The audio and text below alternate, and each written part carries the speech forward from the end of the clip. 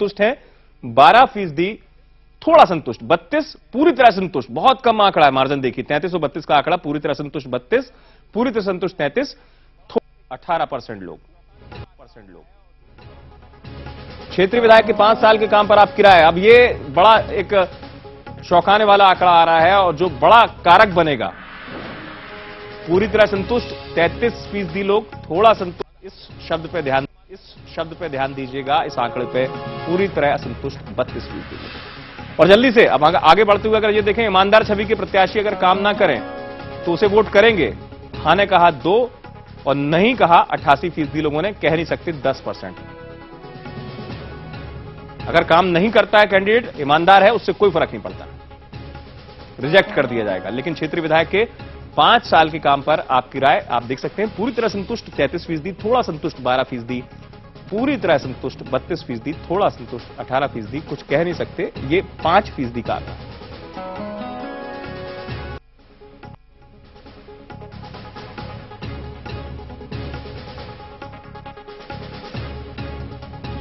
ईमानदार छवि के प्रत्याशी अगर काम नहीं करेंगे तो उसे वोट करेंगे, बिल्कुल सिरे से नकार दिया है छत्तीसगढ़ के लोगों ने।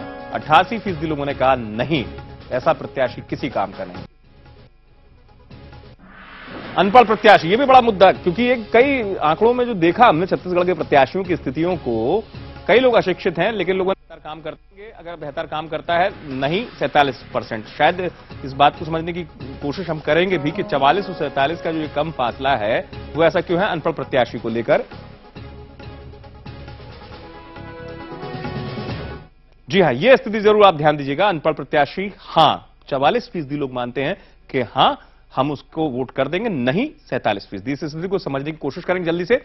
और जो पहले के भी हमने बिंदुवार आंकड़े दिखाए थे, वो क्षेत्रीय प्रत्याशी यानी क्षेत्रीय सिटिंग एमएलए की जो स्थिति उसको भी जानेंगे। बहुत जल्दी से प्रज्ञान जी का रुख कर रहा हूं, फिर राजीव जी के पास जाऊंगा, बेहतर तरीके से स्थिति को समझ पाएंगे।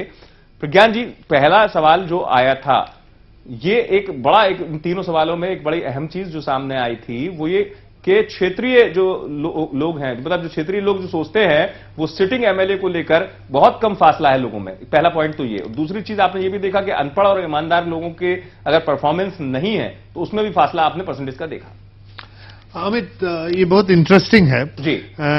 अगर आप देखें कि एमएलए के काम करने के तरीके पर अगर वोटिंग होती है तो जैसा हम पिछले कुछ दिनों से देख रहे हैं कि चाहे मध्य प्रदेश हो, चाहे छत्तीसगढ़ हो, चाहे राजस्थान हो, जी, आमतौर पे लोग एमएलए के परफॉर्मेंस से नाराज हैं, एकदम, मतलब बहुत नाराज हैं। तो वो यही कह रहा है कि वो सेटिस्फाइड है 33%, तो डिससेटिस्फाइड है 32%।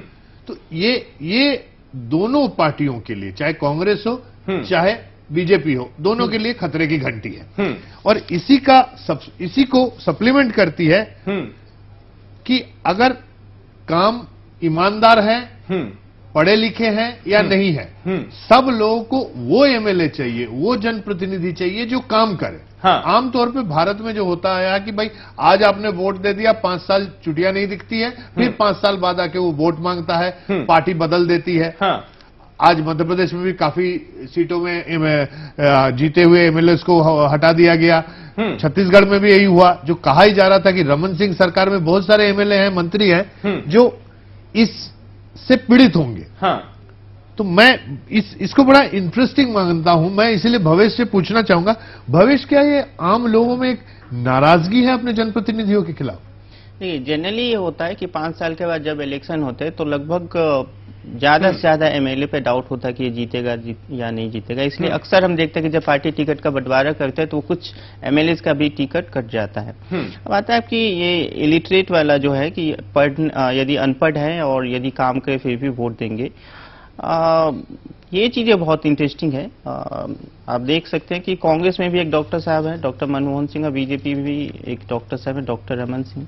अब दोनों की काम की तुलना कर दीजिए, क्यों लोग उनको वोट दे रहे और क्यों मनमोहन सिंह को लोग वोट नहीं देना चाहते दोबारा। ये इंटरेस्टिंग फैक्ट है।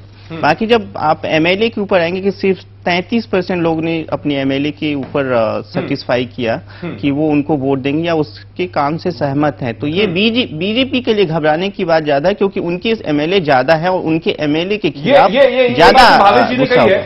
भावेश जी ने जो ये बात उठाई है, ये एक पॉइंट जो है सिटिंग एमएलए को लेकर बीजेपी के लिए कितना चिंताजनक विषय